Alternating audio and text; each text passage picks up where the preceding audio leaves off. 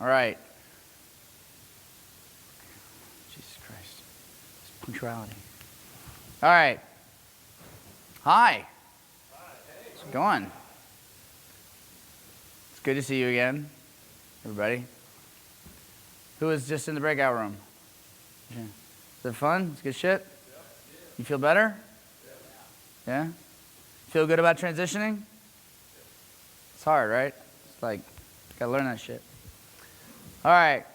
So I'm going to talk about, I don't know, it's up there. It's like one of the most important things, but it's hard to narrow it down. But I'm gonna really, I would argue that this is one of the most critical things in all of game, because what we're talking about is the essence of when someone says, be confident. Just, the way to get girls, just be confident. A lot of that stems from your frame. A lot of that stems from your belief system. It stems from what are you taking into the interaction. And so to have a good understanding of frames is to have a good understanding of how people are, of the assumptions and the meaning that people bring into interactions. I have some in here some of it's going to be slight review from what Keychain just talked about, but I'm going to try not to step on, to have you have like repeat notes, okay? So what is a frame? A frame is the underlying meaning of an interaction. A frame is the assumption that you are carrying into any interaction with anybody ever, right? So if you went downstairs and you sat at a $15 blackjack table and you put money down and the person was like, what the fuck are you doing? And you'd be like, I would like to play some blackjack, please. And be like, don't tell me what to do. You would just be like, I would like to speak to your manager. Like it wouldn't even make sense to you, because this person has a rock solid place in your sort of reality. You know exactly what they're there for. If I got up here and I was wearing a blackjack dealer's outfit, you would be like, what, are you lost? Shouldn't you be dealing cards or something like that? Because you're making certain assumptions about people every time that you interact with them. And those assumptions are not solid. I stand up here like this, you think one thing. Stand up here in a blackjack outfit, do another thing. I do stand-up comedy in New York City. And from the fact that none of you saw me get up here and shit yourselves, you may know that I'm not famous yet, okay? So, when I'm promoting comedy shows, I am, who lives or has been in New York? Who's been in New York and like, who's been to Times Square, right? Okay. You know those really annoying people screaming on the side of the corner saying, do you like stand-up comedy? That's this guy right here, right? I've been that annoying son of a bitch. So if you saw me there, and feel free to look for me, right? You see me there, you go, this guy's life sucks, he's obnoxious, I hate him. Because of assumptions you're carrying into it, because of the effect that it's having, because of the context, all these things that have nothing to do with who I actually am and who you actually are, really. They're just a bunch of contextual things and little slight suggestions. You come into my classroom, you see me up here, completely different frame of reference. And some of you, like, I was just bullshitting with Soul, and all of a sudden we had this little arc forming, because it's just what are these two talking about? Because what I have to say about social dynamics and stuff is fucking interesting. And we have a teacher-student frame in this room. That's the assumption you carry into it.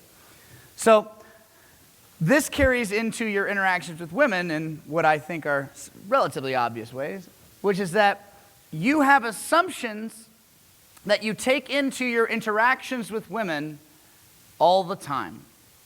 And if you are in this room, there is a 9 out of 10 chance that your assumptions suck, right? That is the tie that binds us, not you, us, right? I have gotten over it over time, but I still hear that ugly little voice in my head that goes, I'm too mohawky for girls, right? But the thing is, once you understand how frames work, you realize that that having a strong frame and frame control are some of the most powerful things you have. They're unstoppable. Because people tend to have weak frames. Their assumptions are not actually that hard-coded. There are a few things that people will be like, no, this is unacceptable. Like, there are some people out there, let's go for a really hardcore frame, right? We're going to make some people a little uncomfortable. Racism, right? There are certain women who are racist. There's no getting around it, right? Guess what? You're not going to be able to date those girls if you don't conform to that. There are women who will not date me because I am white. There are women who will not date you because you are white or whatever, right? Now, other frames, though, like rich, tall, short, sometimes those are hard-coded. But for the most part, by having a strong enough frame on your end, by having stronger assumptions about how awesome you are, you can overpower frames. And most people they don't have enough willpower, they don't have enough confidence, they don't have a determination to adhere to a specific frame. And they're just highly malleable. And so what you can do is decide what the frame that you want is and push that like an agenda, okay? And women tend to have weaker frames. Women tend to, they are more emotionally fluid as a rule. I try to, anytime I say something like that like I know if the feminist was in the room, she'd throw a harpoon at me. I want to back this thing up, which is that starting at puberty, our brains are marinating in testosterone, where we have, which you might be aware of. And testosterone does a couple things. It wants status. It tries to see who has the highest status and tries to either supplant or kowtow to that person. And I don't know if you figured this out. It wants to fuck. Testosterone's like, I want to fuck and I want to fuck now. Whereas women, starting at puberty, do not have the same thing. Women, and our testosterone levels stay the same basically until around old age. Whereas women get this flood of neurotransmitters and hormones that changes, in some women, our favorite types, hourly, but at the very least, in accordance with their menstrual cycle. So different levels of progesterone, estrogen, vasopressin, oxytocin, serotonin, dopamine. These things change dramatically over time. So women tend to be more fluid. That's why they are more emotional. And what this means is that if you come in with a brain that has a sort of a rock-solid vantage point locked in the power of testosterone, you can set what the frame is. And when somebody has a more malleable frame, which alphas tend to lead betas, and women tend to have more submissive and beta characteristics, then by setting a strong frame, by setting a dominant frame, then you will be able to define the dynamic of the interaction. And this is crucial. I mean, it's absolutely crucial. This is at the heart of the things that I have corrected students on for 5 years now. The things that you see over and over and over and over and over and over again are about frames. They're always about the underlying assumptions that you and I carry into the interactions. Now, women, while they tend to have more malleable frames, they tend to have weaker frames, they definitely have frames that they want to put on you. They have modes that they want to lock you in. They have boxes. They want to put you in a box, right? So, for instance, a girl will say, either I'm not that kind of girl, or I don't even know you, or any of the attempts to put you in a boyfriend frame. Now, that's something that you can just not accept. You can just change the subject and not have it be a part of your reality. Or you can be like, oh, well, okay, well, I didn't know that. I'll just change accordingly. And especially with beautiful, beautiful women, they are so locked in a certain way of doing things that they're going to constantly be challenging did I say that right? They're going to constantly be challenging your frame. And so it is important that you come in with a rock-solid understanding that you are the one who sets the pace, and you are the one who has the more dominant role in the interaction. By the way, they're not necessarily doing this on purpose. Like, they're not sitting, what people do is just they have a default mode for the most part, and they say, I'm going to interact with this person like that. They react to cues that are unconscious. There are thousands of them happening at any given time.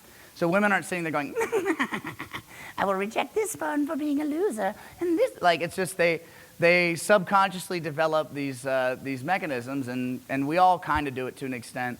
And so again, this is sort of like what Scott said earlier, like you got to depersonalize it, right? When you find yourself falling into a frame that someone else sets, or you find yourself, especially when women won't react to your frames, it's not something to take personally. It's just about becoming stronger. This is another thing. People who have learned about frame control from other sources, please pay attention to the heading there. Don't be a dick.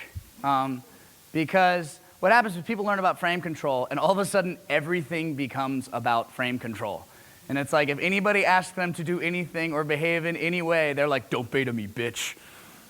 It's like, it's one of the biggest problems with people who learn this stuff is once they figure out, they're like, I've been beta my whole life. No more. And so your mother will be like, will you help me decorate the tree? You're like, no, bitch. Don't tell me what to do. And that's ridiculous. It's ridiculous. I've seen this sometimes. I'll meet a woman who has just a beast of a frame. And that doesn't mean that I have to win. I don't have to dominate her frame. I just have to have a strong frame. Now, it's an important distinction. Know that and recognize that it's a valid tactic that by having a strong frame, a lot of times people will just fall into your frame. They will absorb, they will take your meaning of the interaction, and they will say, if you define them, you put them in a box, and you say, you are like this, you are this kind of person, they're just gonna go, okay, fine, that's how I am. But some people won't because they're strong. And that doesn't, it's one of the great, especially with men, it's one of the great weaknesses of masculine character that to allow the power of another to threaten your own sense of power. And so, just as an advisory, this is where you get really dickish proto-alpha behavior. And so, for my sake of not wanting to cock punch you, please try not to have too many frame control battles, because it's not necessarily about winning, it's more about maintaining your own frame. And knowing that if somebody has a weak frame, like a lot of women, especially beautiful women who tend to be insecure, that you'll absorb their frame and they will fall into it. And some women have strong frames. And sometimes you should still be a dick. All right. So this is fun. I couldn't figure out where else to say. I thought this was a really handy thing to know. The most powerful thing to a woman, most powerful, most arousing thing to a woman is to be desired by someone powerful. That's a misnomer, because lesbians, exist. So the most powerful thing to a woman is to be desired by somebody that she considers powerful. That is the most arousing thing in the world. She sees you as powerful, she sees you as a source of strength, and you want her. There's this really frustrating middle ground you have to walk, where it's like, I want you. I have it in another thing, but you have to have that intensity. But there's this idea that you have control. Again, strength being the essence of attraction, like I said earlier.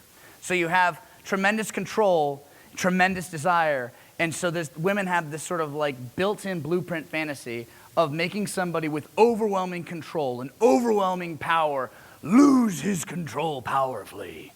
And so just good to know, as part of your framing, as part of how you want to envision yourself and how you want to look at her. For her, when she's a bitch, or when she's difficult, or when she's a pain in your ass, or when she doesn't, you can't even open, part of that is she needs to challenge you so that she can see somebody who can overcome your challenge. Right? That's an opportunity for you to be Godzilla. And this is another one. This is another fun fact. Truth to a woman is the reality of her emotional present tense. The Don mentioned this earlier. Women are very emotional. This whole game relies on taking them out of linearity, taking them out of logic, taking them out of this sort of default ABC and not making that the interaction where you put her into an emotional state and you control that emotional state. One thing that the Don said that was really powerful that I did not, it's a very, very powerful thing. I'd rather piss a girl off than bore her. Right? Remember, boredom is one of the kryptonites for attraction. So the reason I'm bringing this up under framing is because I have seen so many students lose their nerve because they looked at any negative reaction as a ratification of their own negative perceptions. This idea that if a girl says, like, oh, no, you didn't, right? The girl gets like, oh, you did not just say that to me. Now, in some of your minds, that's a, oh my God, I just pissed her off. And hopefully some of you are like, nope, now it's time to play. Because you got her emotional. Because what she's not doing is just shutting off, turning around, and shutting down. And also, this is why it's really hard to fight with women. Who's been in a relationship, this should make a lot of sense to you. This should solve a lot of problems. This one piece of truth is awesome, which is that the truer an emotion is to a woman, that actually dictates truth. So it's one of the reasons one thing, I don't know if you know this, but at Love Systems, we're trying to start teaching women. We got some big stuff we're rolling out in 2011 because we know a lot about female psychology and we can help them. Not just with our penises. So the thing is, with guys, right, with you guys, you come up to me, you go, I'm scared, I'm nervous. I go, shut the fuck up and approach. You go, okay, roger that, right? You're no problem, right? I could say to you, don't trust your emotions, fool. Don't trust your emotions. Your fear is a little bitch. Fuck your fear. And you go, oh, my fear is a bitch. Okay. Right? I'm like, I can keep going. Anyway, right? Whereas I say to a woman, I go, what you're feeling is not true. What? What? They just look at you like you're crazy. I tell this to women, they crack up because they go, oh, it's totally true. Because to a woman, her emotional present tense is the truth. That is what is real. So if you think about every fight you've had with a girlfriend where you're like, what the fuck are you talking about? This is probably at the core of it. All right. What are some negative assumptions that you carry into interactions when you see a woman that you would like to put your penis inside? Huh? She has a boyfriend, that's one, okay. Huh? Not handsome enough. She has a boyfriend. What's up? Huh? Too young. All right, what is another one? What's the inverse of too young? Too old. All right, give me some more. There's more. She's not going to go to the bathroom with you. Yes, that is definitely, it's true. Seriously, dude, you need to stop calling my mom, okay? All right. What else? What are some other ones?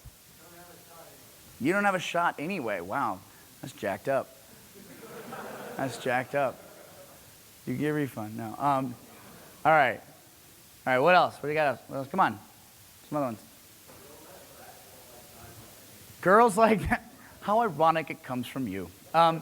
Girls like that don't like guys like me. All right, cool. What's some other ones? I'm not rich enough, right? Who's ever thought that? She dates rich guys, right? I'm not tall enough. I'm not fit enough. Now, the thing is, every single one of you has seen, probably instrumental in you coming here was you seeing some idiot, some jackass, short, fat, bald, poor, garbage man, just, like you saw somebody, you're like, listen, there's got to be something I'm doing wrong, right? There's got to be something. There's got to be some way that I can adjust this. And the truth is that only thing that you can do You can't read girls' minds, right? You can't go into any interaction with a woman you desire assuming a frigging thing at all as truth. All you can do is start from within. Particularly like the boyfriend one, dude, oh my goodness. You gotta kill that one. Mixed sets can actually be easier because it can be like her coworker or her orbiter or her gay friend, right? That's one. Probably one of the finest poonhounds that I know right now is unemployed, and he goes out and he's a warrior of the cock. He's just amazing, amazing, right? Like anybody can do it, and the difference between it helps to have those reinforcements. It helps to have, sure, man, I want money too, right? It helps if you're taller. It helps if you're good looking. It helps if you're X, Y, or Z. But it is not, none of these things are essential. What's essential is that you act like it doesn't matter. So we're going to talk about good frames, right? The more you can look at the world through this lens. First of all, the best part about these is, for the most part, they're super true. Like, you just need to remind your happy ass about this. First of all, this is the one up top. Who here has bought into the notion that girls don't like sex? Who's bought into that? Like, girls like sex less or something like that. All right. On Monday, I guess it was Tuesday morning. The girl shook for 5 minutes. I've never done that. 5 minutes after sex, she was just shaking. I've never done that. You've never done that. I can't imagine having an orgasm where I shook for 5 minutes. I don't even know, I can't, my penis doesn't do that, right?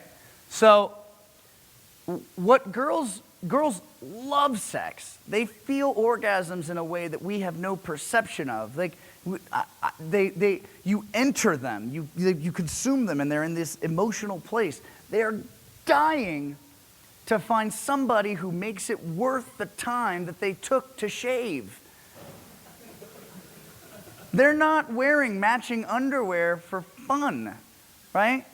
And some of you are going, well, no, sometimes they just go out to dance. You know what? I'll level with you. Maybe that's true. Let's say, let's throw some numbers. What's the percentage of women that if you said, I don't go out to meet guys, I just go out to hang out with my friends and have fun? What do you think the percentage of girls would say that, like, what, as a rule? All 90. I would say that too. I'd say it'd be 90%. I would say that is true for 30%. I would say that most of the women that you're going to see out tonight are dressed for they want the attention from guys. They want the meaning and the validation from guys. So the other thing is, girls love to get picked up. They love to be picked up well. They want to be seduced. They want you. They are rooting for you. They are rooting for you to do well. What they do not want is for you to be a pussy. What they do not want is for you to be a reactive bitch. What they do not want is for other vagina to come talk to them. What they want is someone who can man up. I'm sounding dangerously like TJ Mackey. Respect the cock, tame the cunt, right? But it's not. I mean, you know. But it's about manning up, right? And like, I'll give you an example of a friend that Starlight and I made in Hong Kong. Very clear after about 3 days talking to this guy. We're like, well, you got crazy game. Like, what's your thing? He was a bartender. He was just one hot chick after another. We're like, what's your fucking story? What's your deal, man? When you go out, what do you do, dog? He was like, well, go out and these girls didn't get dressed up for nothing. So, I go over and I approach them and I'm just trying to make their night because they want to be approached. So I'm doing them a favor. You're doing them a favor. How many of you are worried about getting caught? Think about it. You don't have to raise your hand. He's like, I am. I'm terrified. God, I am so scared of being caught. No, that's the thing. if you're worried about being caught, that's what this is. You can't be fucking caught. You're doing something that is incredibly normal. You're a dude going out trying to get laid. That's not weird. That's what everyone's been doing forever. I was telling my mother, I was talking to my mom, I was like, I don't know, I don't want to teach Breakthrough Comfort. It's kind of evil and I feel like kind of manipulative, and it's just like, it's like a nuclear bomb you set off in their head. I'm teaching it on Monday for the low price of $11.97. And my mom was like, Thompson, get over yourself. I was like, what? She said, do you really think that you were the first male to make women fall in love with them in order to have sex with them? I was like, that's a good point, Mother. She said, go forth and be horrible. So, like, the point being, you can only be found out if you think you're doing something wrong. And if you think you're doing something wrong, that's a deeper seated issue than your technique, right? You're not doing anything wrong. You're doing something incredibly normal, right? It's normal. So, the other one, there's another fun one. Girls, get this through your head, guys. Girls are sexually frustrated. They are sexually frustrated. Here, who here, this is a fun one, this is fun. Who here has had the pep talk with their penis? Who's ever gone, come on, buddy, we can do this, right? Right? Raise your hand, somebody, come on. Oh, really, I'm the only one who's fucked a fatty, right? All right. No, like where I go, come on, all right, we can do this, all right, game time, buddy. Right? I can do that because I really want to have sex, right? Sex is just, it's a vital part, and sometimes I'm like, sorry, Lefty, we can't do it tonight, right? So the thing about that is girls are physically incapable of that. Girls will submit, but they have to feel that they're with somebody who's more powerful. If they're not attracted, they're not going to open the gates, right? They have to be attracted. And so they are very, very frustrated. It's not that they're sexually inert. It's not that they're not interested in sex. It's that they're frustrated as hell because they can't find a guy who can comfortably escalate physically. They can't find a guy who can navigate her emotional obstacles and who can navigate the legitimate logistical obstacles of all the shit that happens confidently and in a way that's not awkward. So remember that. Remember that almost every girl you talk tonight is dying to get fucked well. She doesn't even, she's just, if you talk to her about it, you'd be like, well, how often have you had sex? I don't know, like, it's been like a couple months. You're like, well, why is that? I don't know, just not into it. Like, but if you get her riled up, you'll see, she's like, right? You become a fucking banshee, right? That's how it is.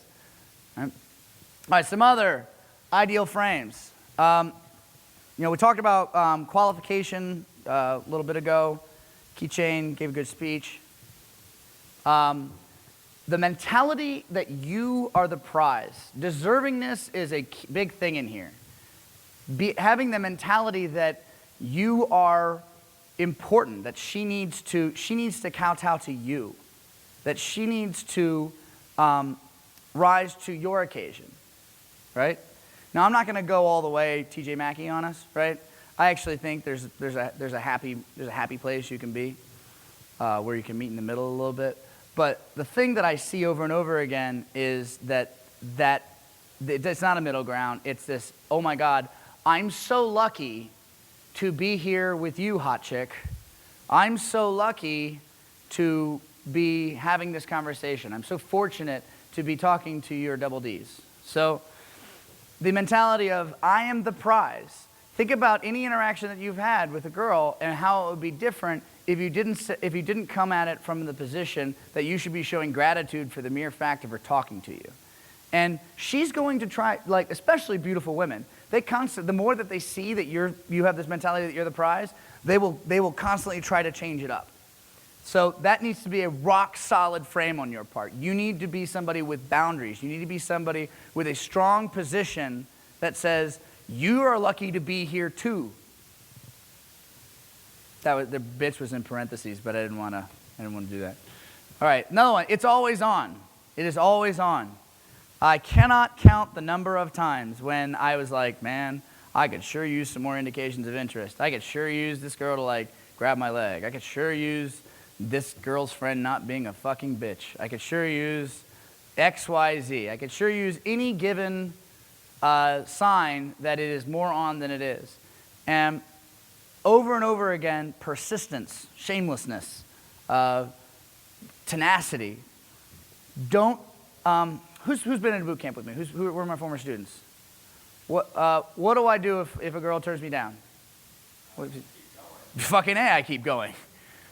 First rejection is their first offer, okay? That's their first bid, right? I'm like, yo, what's up? And girl will go, I'm like, no, you're ridiculous. Right? Right? Because it's already on. An immutable fact is that rejection is part of the equation, right? So what does that mean? It means I've experienced thousands and thousands of rejections. They don't mean anything to me. So therefore, I don't treat anything as a rejection. If that makes any sense? It's sort of like, because I am inured to the fact of rejection, I just go, well, let's pretend like it doesn't happen. If that makes any sense. And this, oh my God, dude, whatever you have to do to come from an abundance mind frame, do it. Now, what do you think the best way to come from an abundance mind frame is? That is correct. That's correct. I'm glad my former student said that. It's a good time. To have abundance, the best way, who in this room is hung up on a girl right now? You liars. You're so full of it. Somebody's hung up, right?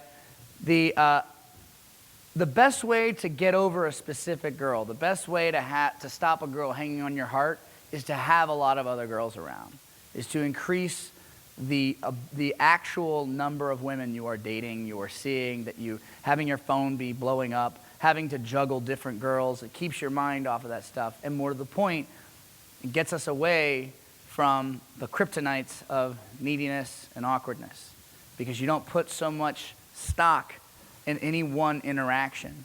So the abundance mentality, like anytime you see, like it's a weird and unpleasant doublethink that I'm asking from you, because you wouldn't even be here if you had an abundance mentality, right? Like it just wouldn't come across your mind. You'd be like, well, I'm great. Women fucking love me. I'm gonna go home to my hand, right? Like it might not be true, right? But the thing is, the more you can get rid of, there's a narrative in all of your heads. There's a narrative about, how X event formed you or how you are as a person. I said earlier, like, I consider myself shy or an introvert. And the narrative in a lot of your heads is, I'm a beginner, or I need better game, or I'm not good with girls. And as fast as possible, you need to adapt the permanent frame of, I'm awesome with chicks, and I have so many girls I don't know what to do. Now, obviously, some of that is a delusion, right? And some of it is just going to be a hard fight to actually get it. But the frame of abundance is one of the most important frames that you can adopt. All right. So speaking of other awesome rock'em sock'em frames, so the first thing, if you're a beginner, the first thing you need to do is be social, okay? You need to talk to everyone. Add 3, 4, 5, 6 sentences to every interaction. I don't care if it's a cashier, a cocktail waitress. I believe I have fire hydrant up there, right? Just any time that you're interacting, you add a few more sentences. Keep talking. Get yourself if you're going to go out and you're going to go out and talk to ladies, don't make your first conversation of the night be with your first girl, okay? So that's the first thing. That's beginner shit, okay? That's where you want to be. If you're first going out, you haven't done a lot of cold approaches, or you still have massive approach anxiety or something like that, you want to adopt this sort of social mentality first, the idea that I'm gonna make myself talkative. Next is, don't cut your boner off when you approach. There's a strange assumption that guys have. There's a strange mentality that men adopt when they are, when they're interacting with girls, because They don't want to offend them, right? They don't want to piss them off. They don't want to make waves. They don't want to hurt anybody's feelings. So you go over to this beautiful woman. Why?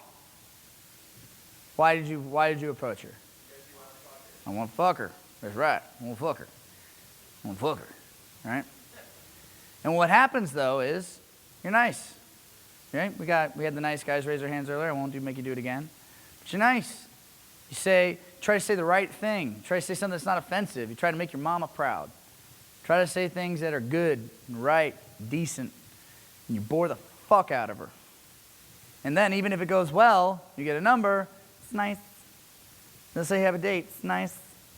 The ultimate attitude to have is, I want to fuck you with every molecule of my body, but I don't care if I get you. How's that for a head trip? This idea of being non-reactive, being willing to walk away, but yet in that interaction, when you look at a woman that you desire, she shouldn't know. You should be able to switch from smiling and laughing and teasing to a predatory look where she does not know whether you want to fuck her or kill her. That line I stole that line from Braddock. It's a great line. But it's this idea that don't take away your sexuality. Don't take away your sexuality. As much as possible, in fact, infuse your conversation with your sexuality. Look at her and imagine fucking her. Have it in your brain. Make it a sexual interaction. And if you play all the other stuff right, all the other elements that we've talked about, that you've heard about today and you're going to hear about tomorrow and the next day, then that energy will be broadcast to her. She will receive it and own it. There's a weird thing that happens. Women are wired differently, as I mentioned earlier. Another fun feature of female neurology is that they have 5 times more mirror neurons than we do. So the neuron is this cell that makes up a brain. And they have 5 times more of these specific types of cells that are emotional receivers. So I don't know, whenever people talk about history and stuff like that, I get a little sketchy, but my understanding of it is that the reason that they have these is so that they can make an instant assessment of whether this person is going to rape them, kill them, is going to be helpful, and they have to know why their babies are crying. So their brains are wired to take on whatever emotion is being thrown at them. So if you walk up to a woman and you are nervous, what emotion are you giving her? Anxiety, fear, exactly. You walk up to a woman and you are having a great fucking time, what emotion are you giving her? Right? Now, let's say she's at you with she hits you back with a frame that is, fuck off, you're retarded. Right? Now, what should your response be? What happens to your frame? Well, I'll tell you what happens. A lot of times they go, oh shit, oh. Lost that one, Eeyore, right? But the ideal place to be is that when she hits you with that, you go, nah, I'm still having a good time. Ah! And eventually, if you can be relentless about that, and you can show willingness to walk away and charm her friends and just continue, then she will absorb that frame. And she will take on your good time, and you will be responsible for that. So going back to this, if you allow yourself, aim for arousal. Try to arouse yourself through the interaction. Don't go up to girls with a boner, though. That's a little creepy, right? Because there's this thing, actually, I wasn't doing this, and it kind of changed my game. The Starlight taught it to me when we were in Hong Kong, and he's like, yeah, I just try to dance with the girl, and I just dance with her until I get a boner, and then I put her hand on it and say, look what you're doing to me, and then I take her out. It's like, that's fucking genius. Here's why that works, right? Because it sounds like creeper, right? Because here it is. If you go up to a girl and you already have a boner and you dance up on her, that's not okay, right? But, right, she has a right to get upset then. But let's say you've been talking to her for 10 minutes. You've been talking to her for 20 minutes. You're having a good time. You guys are laughing, smiling. You are getting a little turned on. And you take her to an isolated place, right? Or you take her on the dance floor, and you're getting turned on. You get your blood flowing. Boner, gigantor, right? Like I said earlier, we're talking about last-minute resistance. This is why the Dawn works. So this isn't why our instructor, the Dawn, is getting work. This is, right? So the thing about it is, it's the same principle, and it works because of those mirror neurons, where if you are able to get turned on through the course of the interaction, I guarantee you she is too. By the way, don't do, I've had several fuck-ups like this, where don't do that unless you can get her to a sex location. It's not, it will hurt your set if you go, yeah, touch Gigantor, and then you're like, all right, see ya.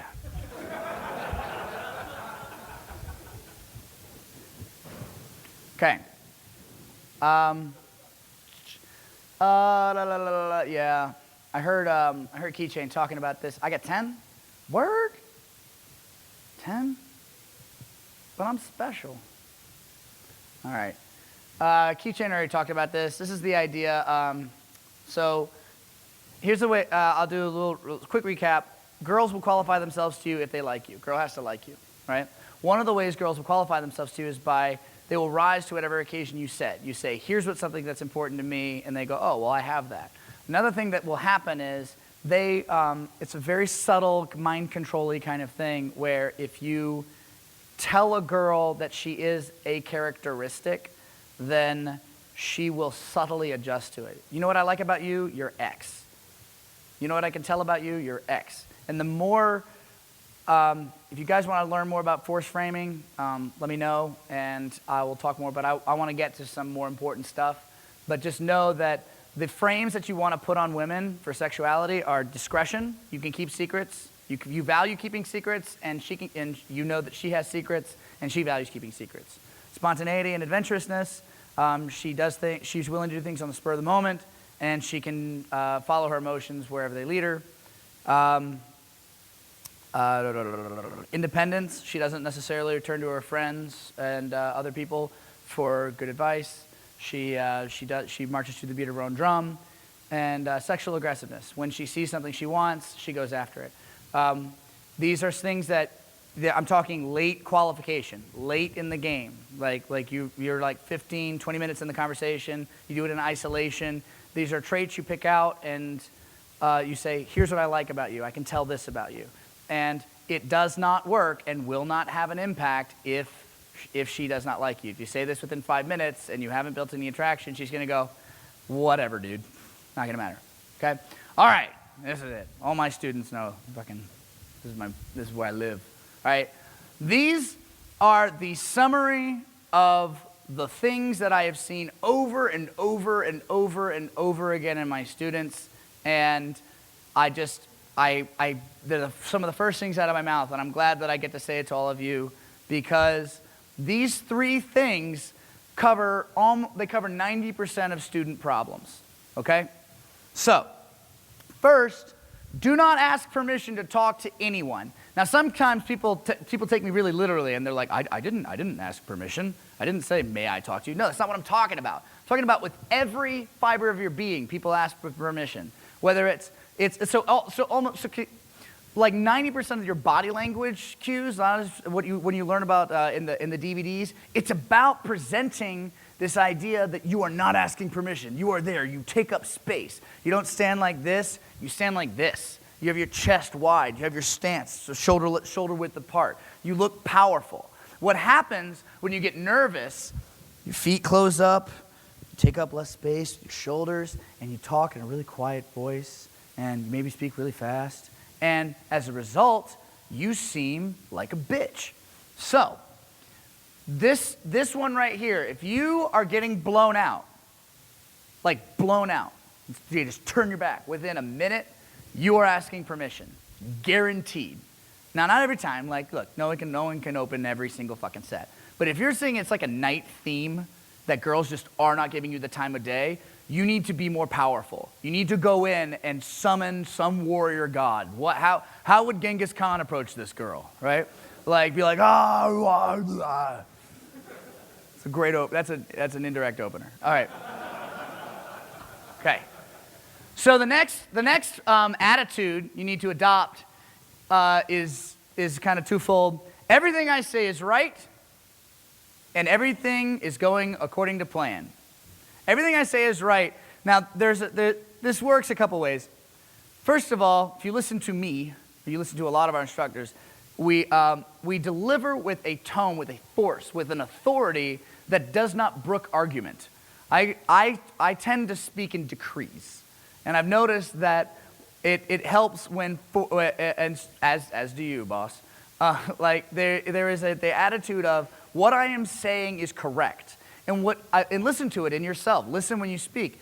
A lot of times when I hear students talk, it's like they're ready. They're starting a debate and they're not sure. Like they're asking the teacher a question instead of being like, "Yo, this is what's up. The sky, green, bitches." Right? That's the kind of power you need to have in your presentation, the authority in your voice. As well, everything is going according to plan. Everything is going according to plan. This is universal. Like, this is the solution for shit tests. This is the solution for if, the other day I was taking a girl somewhere and it was closed for Columbus Day. And I was like, I knew this. Let's go over here. Just not being phased at all because it's just my instinct. Everything's going according to plan. The bouncer kicks you out of the area, out of your seated area. Sorry. I told him to do that, right? Now, sometimes you don't necessarily want to verbalize it, but the key is nothing can phase you. And this is huge, huge. Because what will happen is girls will test your frame. They're going to look for you to flinch, and you'll hit that flinch point. Girls will say stuff that'll be like, "Oh, well, where'd you get that? What, are you gay?" You'd be like, "No, I'm not gay at all. I'm very heterosexual." And they're looking to break you. They're looking to have that little moment of weakness where you instead of sticking to your story, all of a sudden you're sticking to theirs. You go, "Yeah, I'm super gay, absolutely." Just like it's the yes and technique that Scott was talking about. Because what you're not doing is acting like she's thrown you. You can never let her see you sweat, right?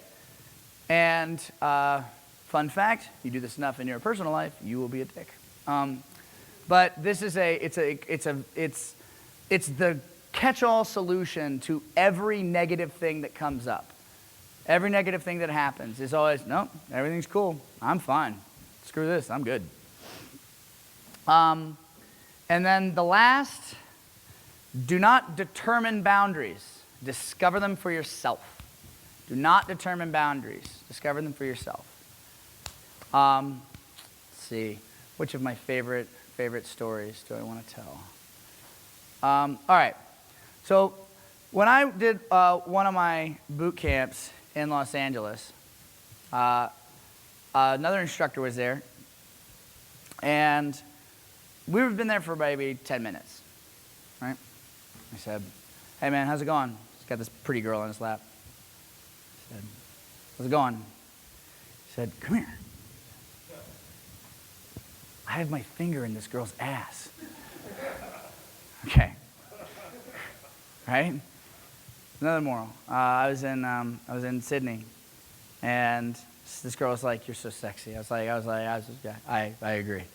I was like, I'm so sorry, my little sister's here. I have to be a big sister. I have to take care of it. I was like, "You don't have to do that. Let's go to the bathroom." "I can't go to the bathroom with you." "Yeah, let's go to the bathroom." "I can't go to the bathroom with you." "All right, let's go get a drink." And then I dragged her to the bathroom. All right? Now, what are these examples of? These are just balls out plays. These are, that girl did not, in the first story, she's not shaving, right? Thinking, "I hope somebody put this finger up my butt tonight." Right? Shit, there's no way in the world my instructor was like, "Tonight, finger in the butt night." Not a chance. I didn't start that either. My goal, my sticking point analysis, I wasn't like, "You know what I'm going to do tonight in Sydney, last night in Sydney? Gonna drag a bitch to the bathroom." That'd be great. I'm always down to do that. But that wasn't part of mine, and it certainly wasn't part of her night. What happens is you assume. You have all these negative assumptions we talked about earlier. She's not that kind of girl. She wouldn't do that. Girls don't like sex. Girls don't want to fuck in the bathroom. Girls don't want to have dirty things happen to them in public. Girls don't want this. Girls don't want this. Girls blah, blah, blah, whatever. you have all these negative assumptions that you carry in. And these are extreme examples, by the way. Like, I'm using these to illustrate a point. I bet these are actually, I would not recommend you do half the stuff I'm talking about because it's not always solid game for consistency. But the point is, when I see guys interact and girls are showing clear signals, very firm, solid signals that they want to see more happen, that they're like green lights, go, go, go, go, go. And instead of pushing the envelope and seeing what they can get away with, and testing for more physical compliance, and testing to see if the girl will do a lot more, then guys back off and set the boundaries ahead of time based on what they believe the girl will do or want. And this goes back to all those other negative things. The things when girls say, you know, why are men bitches? Why are men pussies? Why won't people man up? Okay? So these three things, if you can attack these and you can approach with these attitudes, they will solve almost all the problems that I see over and over again in games. And I guess that is the end of my my talk. So they're gonna get mad at me. I hope you guys enjoyed it.